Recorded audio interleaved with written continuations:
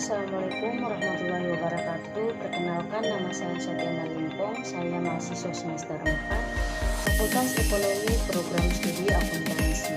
Oke, baik, di video kali ini saya akan membahas 3 pembahasan terkait materi Sistem Informasi Manajemen yang dibawakan oleh Bapak Firman Mamulati, SE AK MSA.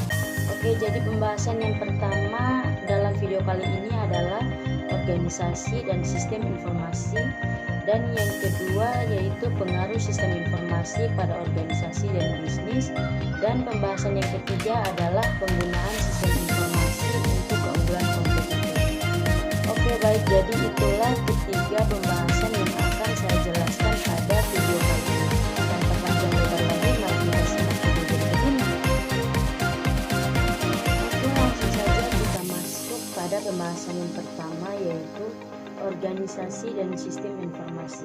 Jadi organisasi adalah 2 orang atau lebih yang bekerja sama dengan cara yang terstruktur untuk mencapai sasaran atau sejumlah sasaran yang spesifik.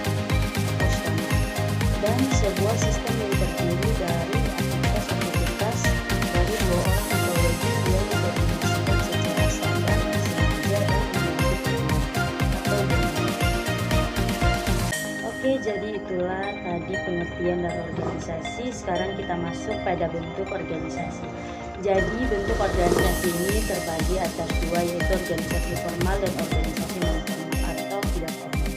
Jadi organisasi formal itu struktur, peranan, tujuan organisasi yang jelas, menganut prinsip kesatuan tugas atau ada struktur, dan prinsip efisiensi. Yang kedua ada organisasi informal atau tidak formal, yaitu struktur dan peran individu tidak didokumentasi dengan jelas dan resmi, dan gabungan aktivitas pribadi tanpa tujuan untuk bergabung secara sadar meskipun mungkin menghasilkan sesuatu. Oke, kita masuk pada teori organisasi. Jadi organisasi adalah suatu sosial kolektivis atau kebersamaan sosial.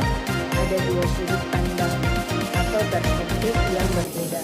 Satu, action perspektif atau bottom up perspektif. Jadi di sini ada satu organisasi adalah suatu institusi sosial yang dibangun oleh aktivitas individu yang ada di dalamnya. Gambaran organisasi menjadi subjektif berbeda untuk setiap individu. Yang kedua ada action perspektif, fokus pada proses organisasi. Bagaimana individu menggunakan struktur koordinasi dan bekerja sama dalam melakukan pekerjaan. Oke, jadi yang kedua ada institusional perspektif atau top-down perspektif.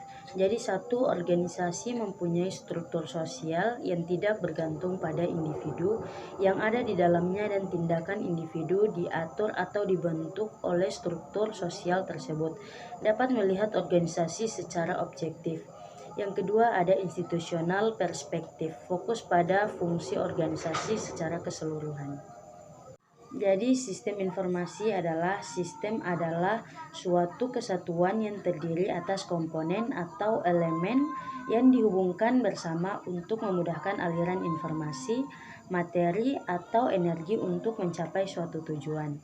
Istilah ini sering digunakan untuk menggambarkan suatu set entitas yang berinteraksi di mana suatu model matematika seringkali bisa dibuat. Jadi sistem informasi adalah suatu istilah yang berkaitan dengan sistem manajerial atau pengelolaan. Jadi sistem informasi ini merupakan kombinasi dari prosedur kerja informasi, individu, dan teknologi informasi yang terorganisir. Oke, jadi kita masuk pada pengaruh sistem informasi pada organisasi dan bisnis.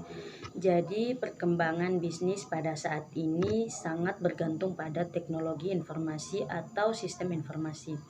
Sistem informasi di dalam bisnis saat ini bergerak dari suatu tradisi di mana mereka pada saat lalu mengabaikan, mendelegasikan, atau menolak keputusan tentang pemakaian teknologi informasi, dan mengakibatkan mereka tidak dapat membuat suatu rencana pemasaran, produksi, hubungan antar organisasi, ataupun perencanaan keuangan dengan sesegera mungkin. Dapat dilihat dari kasus-kasus bahwa sistem informasi di dalam organisasi membantu penyelesaian masalah-masalah yang ada dan juga dapat memberikan peluang bagi perusahaan untuk meraih keunggulan bersaing. Oke, menurut O'Brien James, beragam sistem informasi di dalam organisasi terbagi atas dua bagian, yaitu sistem informasi yang pendukung manajemen atau support management system, dan sistem informasi yang pendukung operasional atau support operational system. Oke, jadi kita masuk pada penggunaan sistem informasi untuk keunggulan kompetitif. Jadi perusahaan dan lingkungannya, sistem fisik perusahaan adalah suatu sistem terbuka yang di dalamnya menghubungkan dengan lingkungannya. Perusahaan mengambil sumber daya dari lingkungan mereka, perubahan sumber daya ini ke dalam produk dan jasa, dan mengembalikan sumber daya yang diubah kepada lingkungan.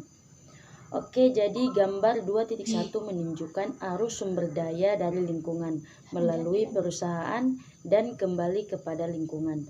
Alur sumber daya fisik pada dasarnya dan alur sumber daya konseptual ada di puncak. Oke, jadi arus sumber daya lingkungan perusahaan terhubung dengan elemen lingkungannya melalui arus sumber daya, diantaranya 1. Arus informasi dari pelanggan, 2. Arus material ke pelanggan, 3. Arus uang ke pemilik saham, 4. Arus mesin dari penyedia atau suppliers, kelima, arus manusia dari penyedia dan komunitas global dan persatuan tenaga kerja, keenam, itu arus dengan frekuensi sedikit, diantaranya arus uang dari pemerintah, arus material dari supplier, dan arus manusia untuk berkompetisi. Oke, jadi kita masuk pada keuntungan kompetitif pada IS. Keuntungan kompetitif mengacu pada penggunaan informasi untuk mempengaruhi pangsa pasar. Buruh berargumentasi bahwa perusahaan menerima keuntungan kompetitif dengan melakukan salah satu kegiatan di bawah ini, yaitu produksi dan pelayanan dengan harga murah, produksi dan pelayanan berkualitas tinggi, atau mempertemukan kebutuhan khusus dari segmentasi pasar tertentu. Jadi titik terpenting adalah manajemen perusahaan menggunakan sumber daya fisik dan konseptual untuk mempertemukan strategi yang objektif bagi perusahaan. Oke, jadi kita masuk pada dimensi keunggulan kompetitif, yaitu satu, keunggulan strategis, yaitu perencanaan digunakan untuk pencapaian keuntungan. Yang kedua yaitu keunggulan taktis, yaitu metode untuk menyempurnakan strategi dalam cara yang lebih baik dibandingkan pesaing. Yang ketiga yaitu keunggulan operasional, yaitu transaksi dan proses harian yang memberi keuntungan. Jadi sistem informasi dipertajam dengan memiliki kesempatan terbaik dari ketiganya untuk meningkatkan tampilan perusahaan secara mendasar. Oke, masuk pada dimensi keunggulan kompetitif atau KON, yaitu keunggulan kompetitif dapat diciptakan pada ketiga level piramida fungsional perusahaan. Satu, keunggulan strategis, yaitu keuntungan dicapai melalui seleksi arah strategi, mendasar dan tujuan perusahaan. Yang kedua, keunggulan taktis, yaitu metode untuk menyempurnakan strategi dalam cara yang lebih baik dari pesaing. Yang ketiga yaitu keunggulan operasional, yaitu transaksi dan proses harian yang memberi keuntungan. Baik, kita bisa melihat penjelasannya pada gambar di samping ini, gambar piramida di samping.